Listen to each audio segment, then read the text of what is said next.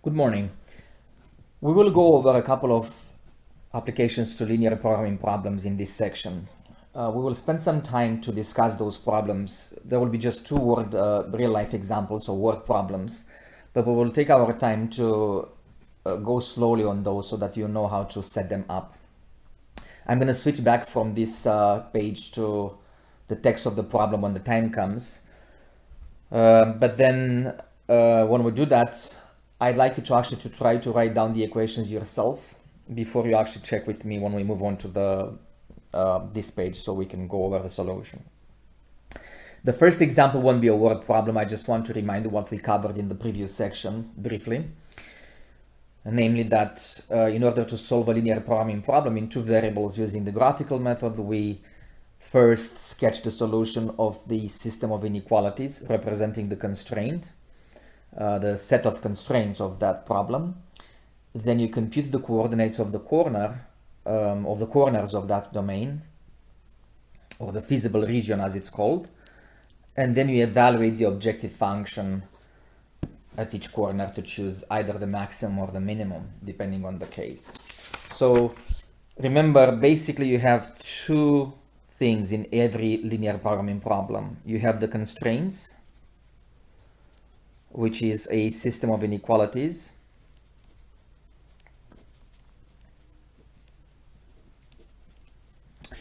and then you have an objective function that is to be minimized or maximized. And I think in the previous example I showed maximization problems.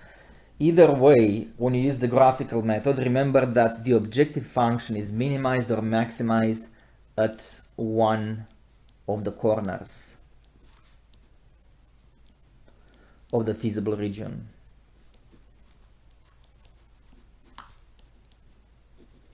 So that's always the case, which is the reason we compute those corners. So let's do a minimization problem. And then we move on to, like I said, to some word problems, some real life applications. So suppose that the constraints are given by the inequalities x plus y greater than or equal to 2, x plus 3y less than or equal to 12, 3x plus y less than or equal to 12, and as it's the case, usually x positive, y positive. And let's say we want to minimize the objective function given by z equals 2x plus 3y. So the objective function is itself a linear expression. Everything is, in this class basically so far is given by linear combinations of variables. So I hope you know the drill already from the previous examples in the previous section. We start by sketching the lines corresponding to each inequality. If you can organize yourself like that in kind of like a table, I think it's better. So line 1 is given by x plus y equals 2, line 2, x plus 3y equals 12, and line 3, 3x plus y equals 12. So go slow on this, make sure you pause all the time you need to. Remember, I count on you to do that. That's why I don't take too many breaks when I go over these items. It is always a good idea to stop and try to work ahead of me. So for example, right now, it would be very nice and very useful to just stop the video and actually do this problem, like take maybe 10 minutes, because you know how to do it at this point, and then check with me. Start the video and check with me later to see if you got the right answer. So the next thing is to sketch these lines, right? So we're going to pick 2 points for each line. Remember, it's always useful to pick points whose coordinates, one of x or one of the y coordinates, either x or the y coordinate is 0, because those are easy to compute, and also often they happen to be corners of the feasible region. So for example, here obviously I can pick the point 0, 2, and 2, 0, which I'm going to sketch later. in the second line, if x is 0, y is obviously 4. And if y is 0, x is 12. This second line, 3x plus 3y, excuse me, this one I made a mistake here. So 3x plus y, not 3y. 3x plus y less than 12. So if x is 0, y is 12.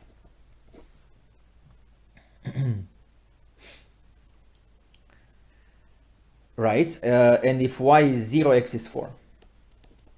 So 4, 0 is the other point. All right, so let's sketch these three lines and make sure you label them the way you label them in here in the in this table. And be very careful to label the coordinates in the correct position with respect to each other. So for example, let's actually start maybe with line 3. So if 12, 0 is one of the points, let's say this is the 12 coordinate here. So 12, 0. 4, it's kind of like a third away, right? Like that. So that means 0, 4 should be over here. Okay, because when you do this, you basically want to make sure that the corners that you're going to find out are in the correct position. That is the reason why you want to label them, these guys in the in the correct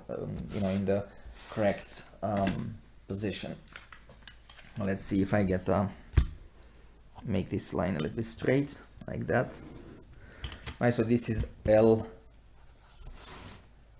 Well, let's see. I have a little bit of problem with the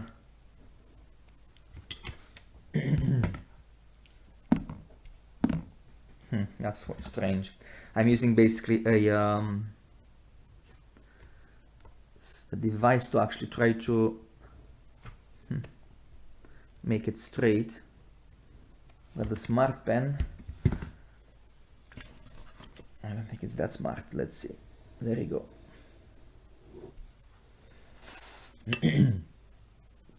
A little bit of a glitch with the pen.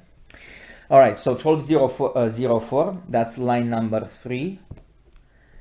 And then L2, we have the point. Let's see, what did I do right now? L2. So 40.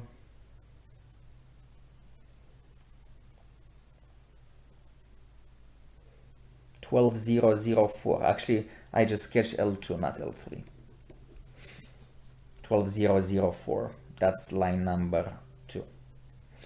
Okay, so let's do line 3, which is 012. So I have to go all the way up here.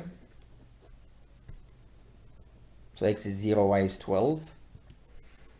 And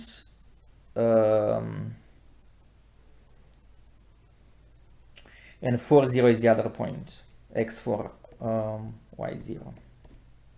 So that's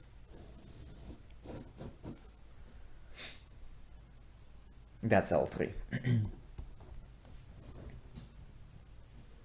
These are kind of like symmetric with respect to each other. That's why I got a little bit confused. So 12,004 for L2, and then 012 and 40 for L3.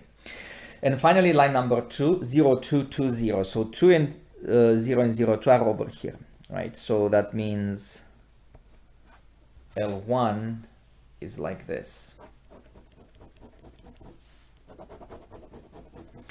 Right, so this way you can clearly see the corners that will be basically part of the region, of the feasible region. Now remember, we have to check whether we are below or above the line in each case, so that we know which region basically you have to take into consideration for these constraints.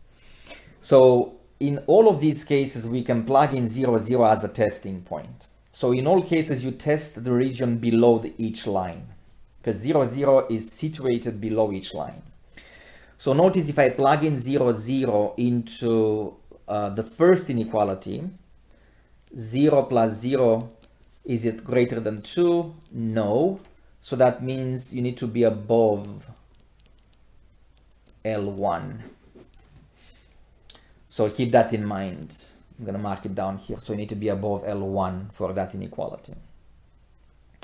Furthermore, if you plug this into the second inequality, x plus 3y less than 12, this time around the testing point 0 plus 3 times 0 satisfies the inequality. So that means you are below L2.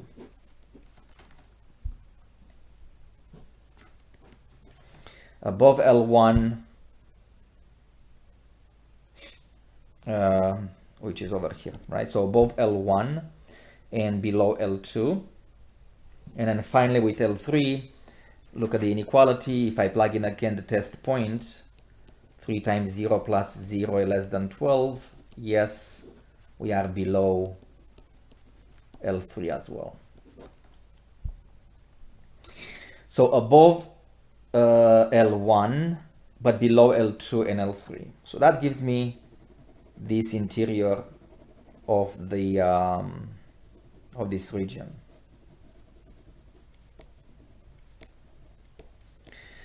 All right, we need to minimize the function, which means, remember, the minimum is attained at one of the corners. We already have 1, 2, 3, 4 corners already computed.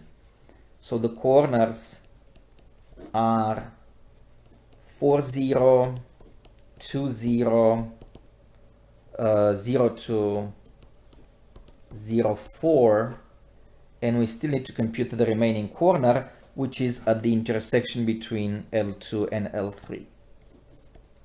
L2 is x plus 3y equals 12. L3, 3x plus y equals 12. Let's do an elimination for y. If I multiply the second equation by negative 3,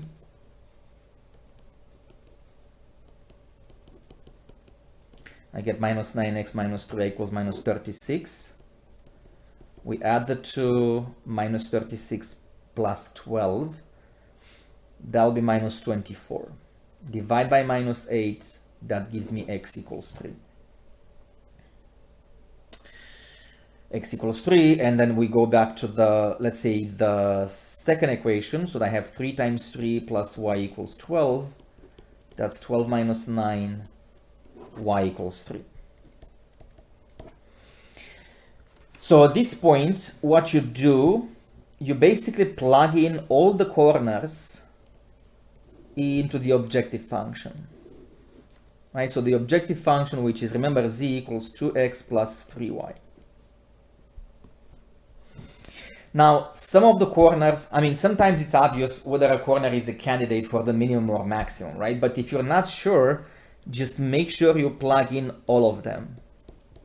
So let's actually do a little table here. 4, 0, 2, 0, 0, 2, 0, 4, and then the corner 3, 3. Just make sure you plug them correctly into the objective function. So 2 times, so x is 4, y is 0, right? So 2 times 4 plus 3 times 0 gives me 8. 2 times 2 plus 3 times 0 equals 4.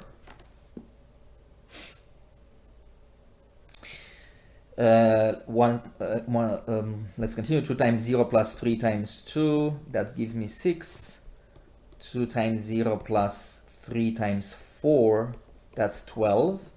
And finally, 2 times 3 plus 3 times 3, that's 9 plus 6, this is 15. So when you're looking for the minimum, obviously 2, 0 gives you the minimum of z.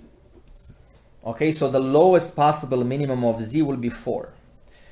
So the minimum value of the objective function is 4 and is attained at the corner 2, 0. So for example, if these are product lines or something like that, then to minimize, for instance, a cost, let's say this is a cost function, then you will produce 2 items of the first type and none of the second type. It's possible in many optimization problems that the optimum is when you produce only 1 item and not both of them. Let's say the problem will ask you to find the maximum. Obviously, the corner 3, 3 will give you the maximum of the same objective function. And that maximum will be 15, right? Attained at the corner 3, 3. So in a nutshell, this is what you do, right?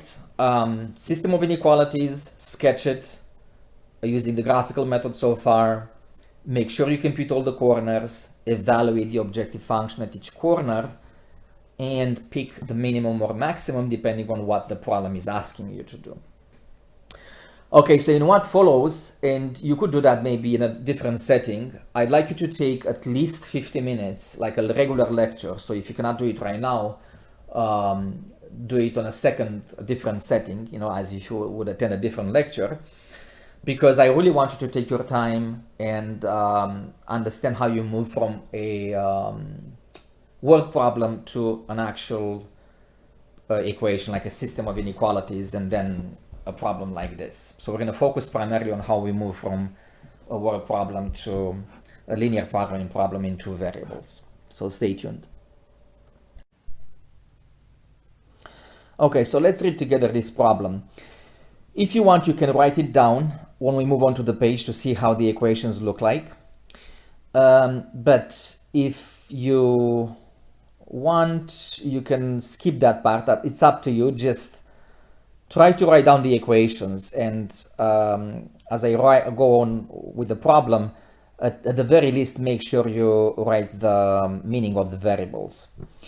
So let's read it once, and then let's focus on, first of all, the variables. How many of them are? Well, we kind of know that there are only 2 of them, but let's say we didn't even know that beforehand. We know there are 2 because that's the section number, right, related to 2 variables, linear programming problems. But suppose we didn't know that. And let's say the meaning, to figure out the meaning of the variables, and let's try to anticipate how many constraints we have, whether they're in the form of a less than or equal to or greater than, and also what will be the objective function. So a factory manufactures 2 products. Each require the use of 3 machines. The first machine can be used at most 70 hours, the second at most 40 hours, and the third at most 90 hours. Right off the bat, you should realize you're going to have 3 constraints in the form of less than or equal to. The keyword is at most. You're going to have to write some equations in terms of the number of hours, one way or another. We'll see that later. But for sure, those inequalities will be less than something. Less than 70 for machine 1, less than 40 for machine number 2, and less than 90 for the third machine. Then we have some usage requirements, right? So I mean, the first product requires 2 hours on machine 1, 1 hour on machine 2, and 1 hour on machine 3. The second product requires 1 hour each on machine 1 and 2, and 3 hours on machine 3, each of the product. So try to anticipate a little bit. If your variable is the number of products, at some point you'll multiply that variable with 1, 2, however many hours you need for each machine. And as you'll see later, obviously that's the unknown. That's the meaning of the variable, the number of hours that you have to use. The number of units that you have to produce, right? If the profit is $40 per unit, for the first product and $60 per unit for the second product, how many units of each product should be manufactured to maximize the profit? So clearly the unknown should be the number of units of each type. So you can even write it down, for example, on the paper. Just write that X is the number of units of type A, just call it A, and Y is the number of units of type B. And then after that, write the constraints in terms of these units, in terms of these variables X and Y. And then move on with optimizing the objective function and so on and so forth. So once again, write down the meaning of the variables and then try to write the inequalities that form these requirements. And let's see, you can even write down basically from top to bottom the meaning of the, excuse me, the fact that you have some requirements for machine 1 and machine 2, because each equation basically will contain the number of hours used in each machine. So with that in mind, let's move on to the actual page and see how we can write these conditions. All right, so let's see how we can write down the data. Take your time to write it in a schematic way. So here's a suggestion I have. It's not the only way to go about it, but that's my advice. Basically to extract the essential piece of information from that big story, right, that we just read. So we have two types of product in this factory. You can name the products if you want. So let's call them A and B. So we have a unit of A that needs hours in different machines, right? So a unit of A requires 2 hours on machine 1, 1 hour on M2 on the second machine, and 1 hour on M3. A unit of B requires 1 hour on M1, 1 hour on M2, and then 3 hours on M3 on the third machine. Until you get used to all this process, don't rush this part and try to not rush to write the equations. Just write down these things and make sure you have a clear understanding of what the problem says. The constraints are that you have at most 70 hours on the first machine. You have at most, 40 hours on the second machine, and at most 90 hours on the third machine. These are all the constraints which you have to translate in inequalities.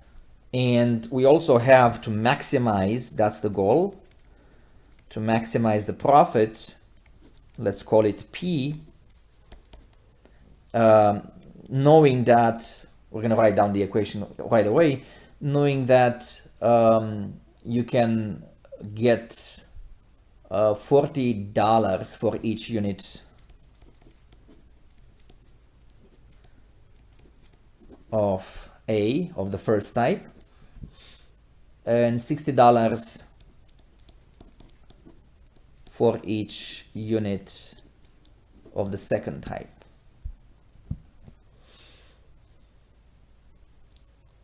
Okay, now, very important, write down the meaning of the variables. So in the end, we're going to have to figure out how many units, the number of units of type A, let's call that X, and Y the number of units of type B.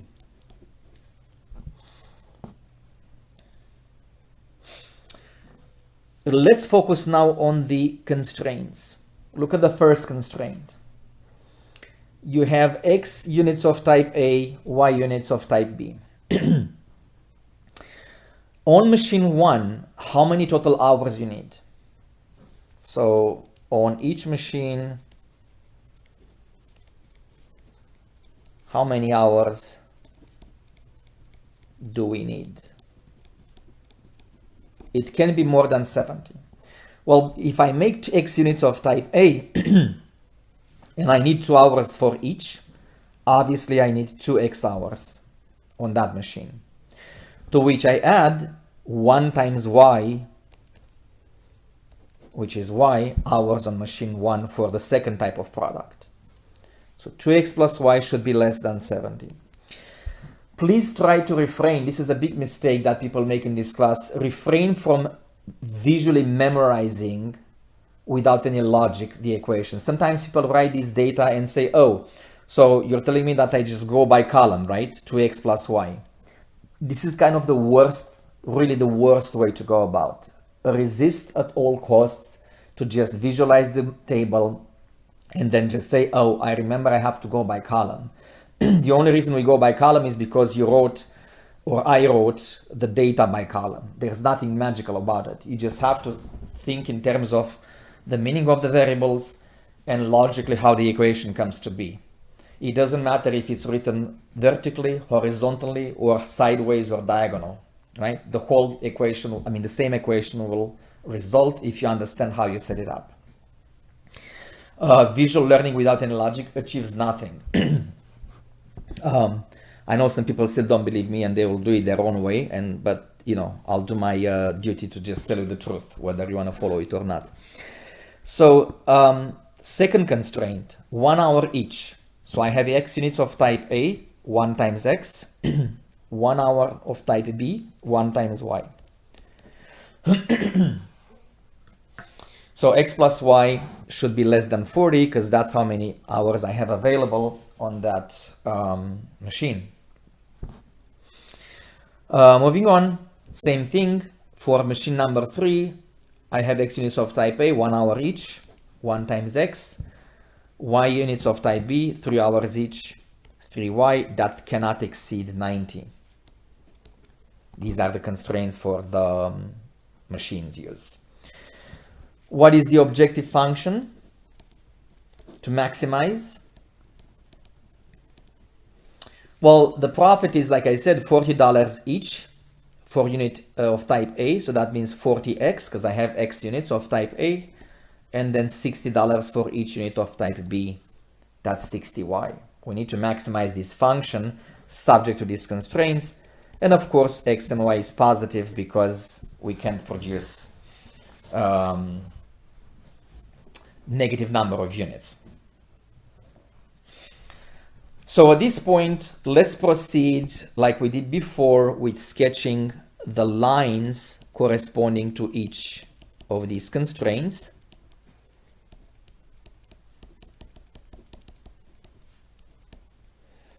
And let's make that table like we did it before, with the points we picked, testing points, and all that good stuff. So if x is 0, y is 70. If y is 0, x is 35. Take your time to compute this to convince yourself. That's 1 point of line 1. The other line goes to the point 0, 40, 40, 0. Line number 3, if x is 0, y is 30. And if y is 0, x is 90.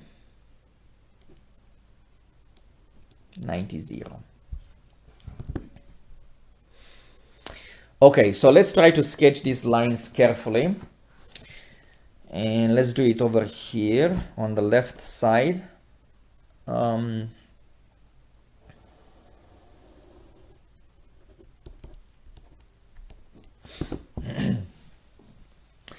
I'm going to start with the line that has the largest coordinate. So L3 goes to the point 0, 30. Trying to look at this. 0, x equals 0, and 30. L3, yeah, 0, 30. And then 90, 0. So let's say this is 90, right? The farthest point from the origin. And, you know, a third of the way will be 30. So 0, 30 is over here.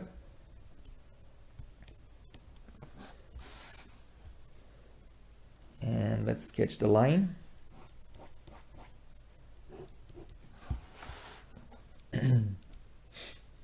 And we call this L3. Let's do 40, 40.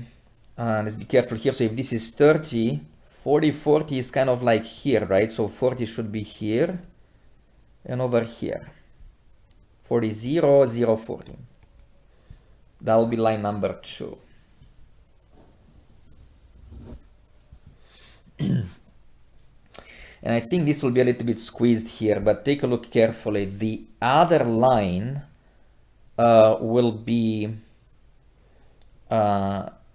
35, 0. So 35 is over here. Well, if this is, let's see. Yeah, 35 is over here, let's say, which is one of the points, 35, 0. And the other point should be 0, 70. The other line goes like this. I'm exaggerating a little bit here, but this will be the point 0, 70. And that's line 1, and this is line 2. It forms a little triangle here, small, here in this corner over here. Okay, so let's figure out the region below or above the line. In all of these cases, we can plug in 0, 0 to test the region below the lines, because 0, 0 is in the region below each of these lines. So if I look at the line number 1, again, go back to the first inequality. If x is 0 and y is 0, yes, we have the region below L1. And all of them are like that, right? So below L1, if I plug in 0, 0 into the second inequality, 0 plus 0 is indeed less than 40. You are below L2. Finally, 0 plus 3 times 0 less than 90. Yes, is true. So you are below the third line as well. So look carefully in the positive region. Don't forget that we're looking at positive x and positive y. We are below L1, L2, L3. That essentially makes the region encapsulated over here in this polygon, in the interior of this polygon. So let's fill it in like that. And if you look carefully, we need to compute two corners actually. Like some of the corners are already given, right? So the corners are 0, 0. We can actually disregard that one because we're not going to have a profit over there. The other one is 0, 30. The other one already found is 35, 0. But we need to produce two more corners here and here, right? Between L2 and L3. So let's form the system. And between L1 and L2. All right, so between L2 and L3, let's see, L3 is x plus y equals 40, x plus 3y equals 90. Let's just subtract the two, because we can quickly eliminate x if we do that. 3y minus y equals 50. So 2y equals 50. That gives me y equals 25. And if y equals 25, go all the way back here, and that gives you x equals 15. So one of the corners, let's actually draw a little arrow like that so I can have some room. 15 and 25 is that corner. Let's see if we compute the, let's see, the other corner is between L1 and L2. I think I'm gonna do it here. So L1 again is x plus y equals 40. L2 is x plus y, no, that was L2. X plus y equals 40. L1 is 2x plus y equals 70. Again, we can just subtract the two to eliminate y. That gives me x equals 30. Go back to the first equation, and then y equals 10. So the other corner in question is 30 and 10. Finally, now we can plug in all the corners into the objective function, which is p equals 60x plus 40x plus 60y, and choose the one that gives you the maximum. So we can skip 0, 0 obviously, because that's not going to give you the maximum. So we have the 35, 0, 0, 30 to check, 15, 25, and then 30, 10. All of these corners will be plugged into the objective function. You can use the calculator at this point to check. So 40 times 35 plus 60 times 0, that gives me 1400. Then 40 times 0 plus 60 times 30, that's $1,800. 40 times 15 plus 60 times 25, that's gonna be 2100.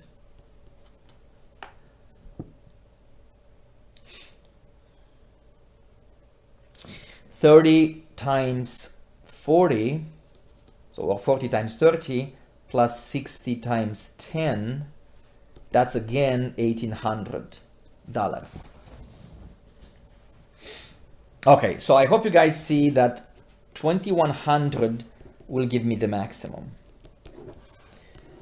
All right, so the maximum profit is going to be $2,100 when x equals 15 and y equals 25. So you need to produce exactly 15 units of type A and exactly 25 units of type B for the maximum profit of $2,100. If you want, you can move on with the other example on a different setting, because I want you to take your time on that as well. That will be a minimum problem. And if not, you can just continue with that example right away. So stay tuned if you want to continue right now or continue later for the last part.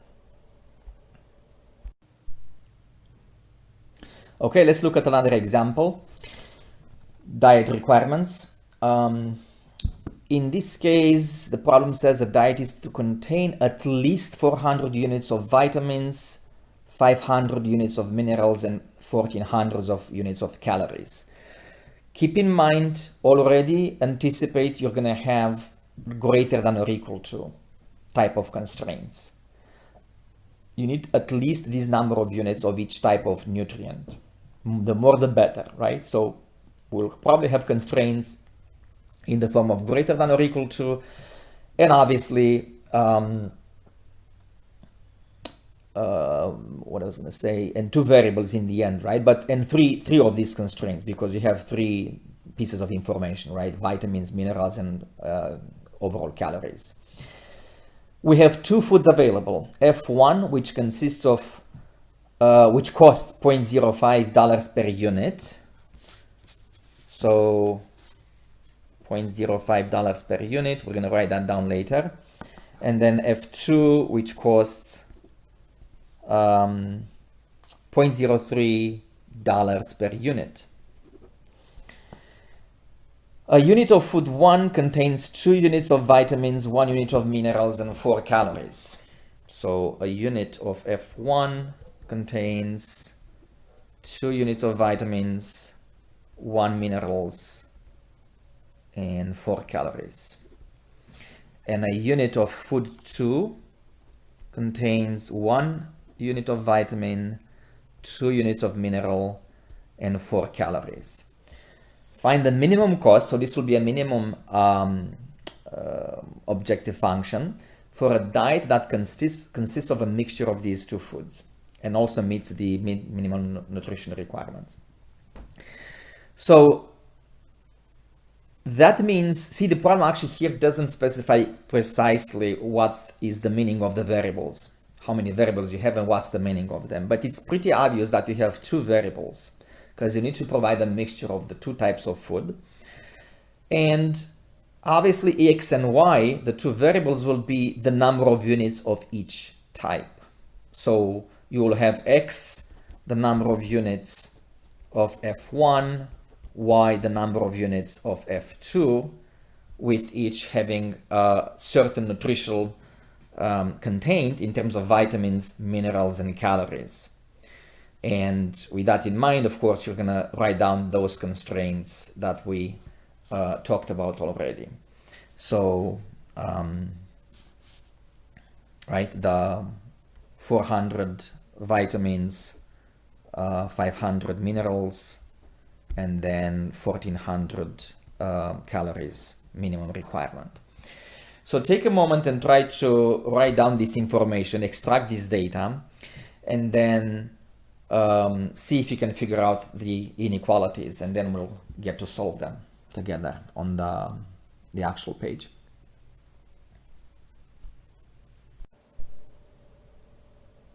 Okay, so let's try to do it like before with writing the information in a schematic way.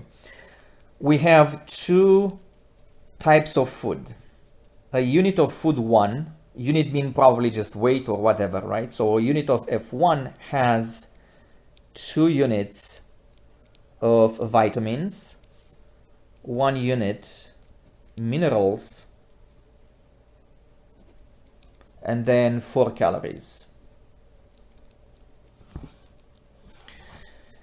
A unit of the second type of food has 1 unit of vitamin, 2 units minerals,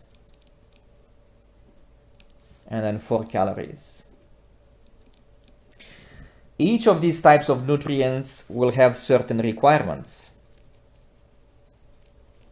dietary requirements. For the vitamins, you need at least 400 units. For the minerals, you need at least 500 units. And for the calories, you need at least 1200.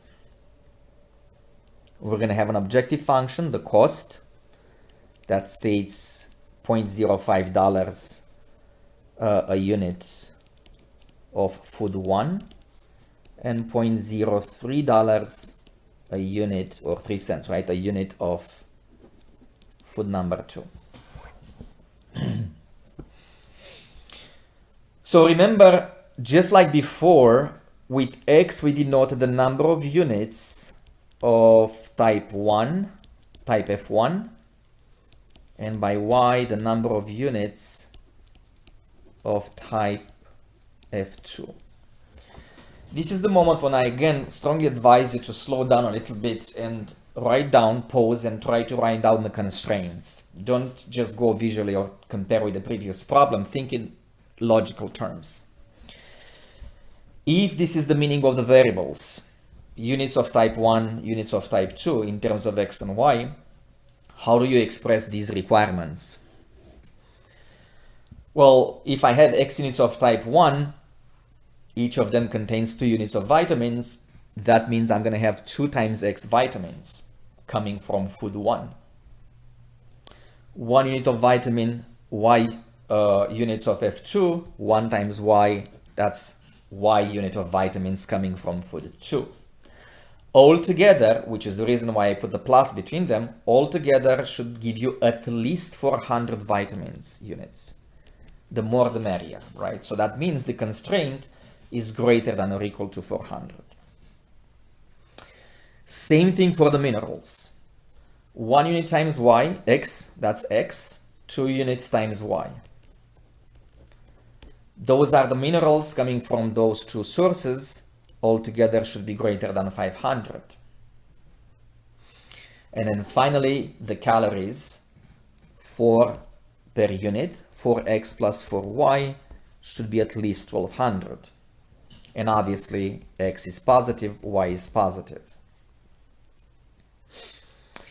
It's also useful whenever you can to actually simplify the constraints if possible. So for example, the last constraint, there's no reason not to divide by 4 because each of those coefficients are multiples of 4. So you can divide by 4, and that gives you x plus y greater than or equal to 350, actually, sorry. Is it actually, hold on a second. So, because I think I made a mistake, sorry, the data is wrong here. In the problem, it was 1400 calories. Sorry about that. So that means x plus y greater than 350. So the minimum requirement is 1400 for the calories in the problem. Divide by 4, so that gives you x plus y greater than or equal to 350, and x positive, y positive. What is the objective function, the cost function? Well, each unit cost of type A costs 0.03, so 0.03 times x, plus 0.05, I'm sorry, times x, 0.05, the first type, and 0.03, the second type. And we need to minimize this function.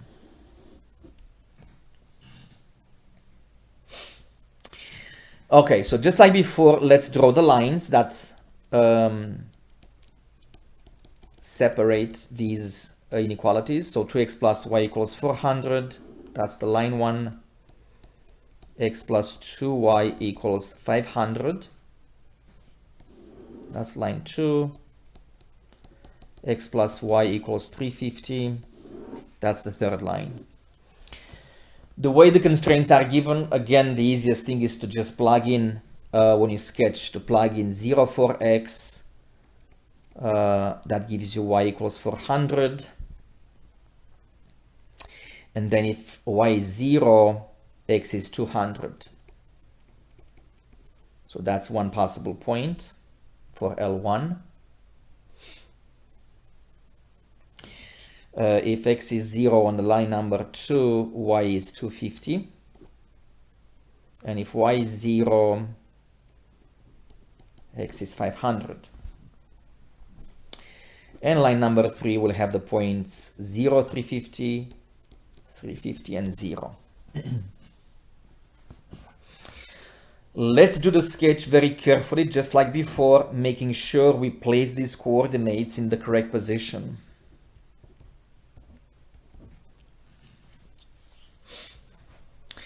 And just like before, maybe we should start with the farthest point from the origin. So I'm going to start with L2.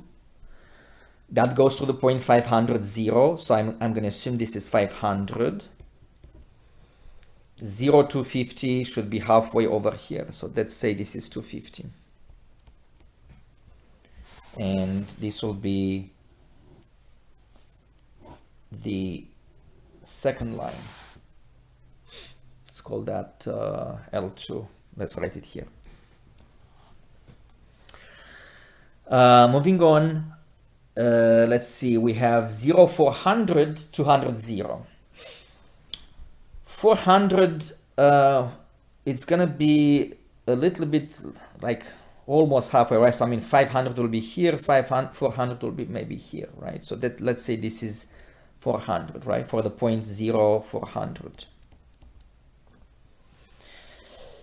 And then the other point is 200, 0. So let's say this is 200. And this will be line number 1.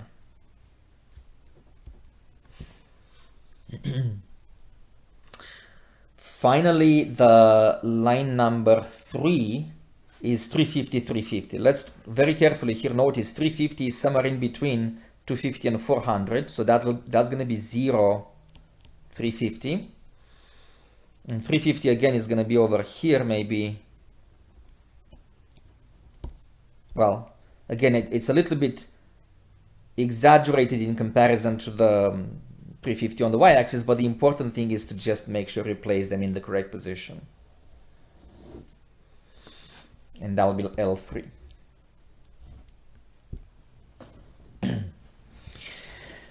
Okay, so the testing point again could be 0, 0. On this time, again, 0, 0 is below all lines. So when I plug in 0, 0 as a testing point, I'm testing the region below the line. You should know the drill already just by looking at the inequalities, all three of them. you will notice that 0, 0 will not satisfy the inequality. No, 0 plus 2 times 0, no, is not greater than 500. 0 plus 0, no, is not greater than 350.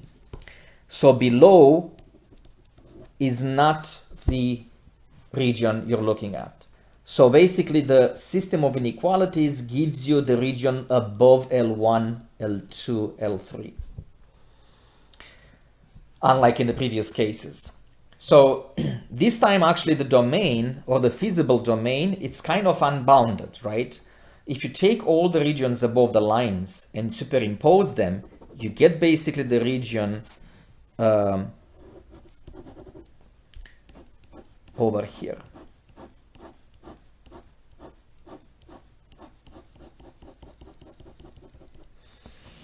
And it might be strange that it's an unbounded region, but remember, you're looking to minimize a function, not maximize. There's no maximizing cost. Minimizing cost maybe, but not maximizing it. So the minimum still occurs at one of these corners. So now we have to look carefully and see which corners I still have to compute. Two of the corners are already computed or given in the picture. 0, 400, and 500, 0. All I need to do is to compute two more corners, the one between L1 and L3. So L1, which is 2x plus y equals 400, and x plus y equals 350. Do a quick subtraction between the two. 400 minus 350 gives me 50. And if I plug in 50 into the second equation, for example, y is 350 minus 50, which is 300. So this corner over here is 50, 300.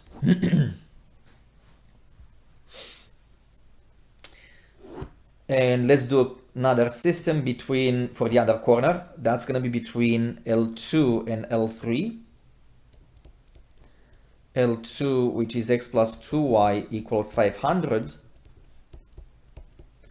And L3, x plus y again equals 350. Subtract the two, and that gives you y equals 500 minus 350. That's gonna be 150.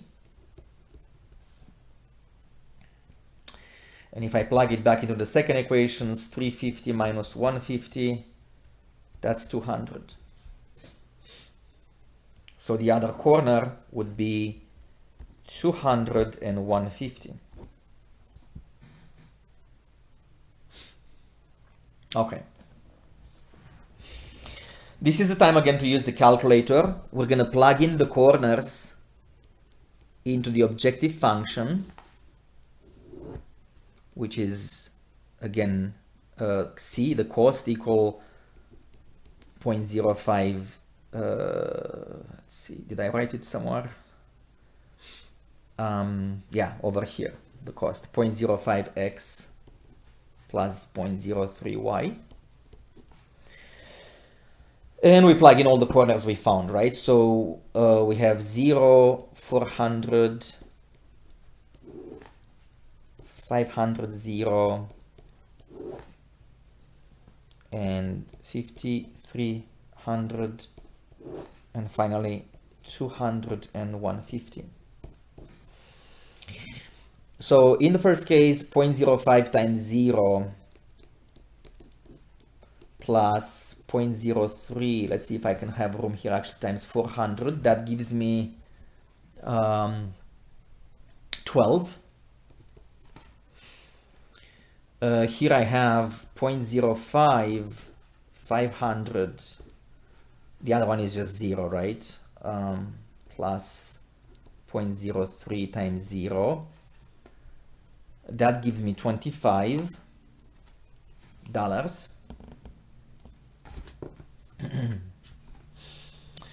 Moving on, 5,300. So I have 0.05, 150 plus 0.03 300, that gives me 11.5.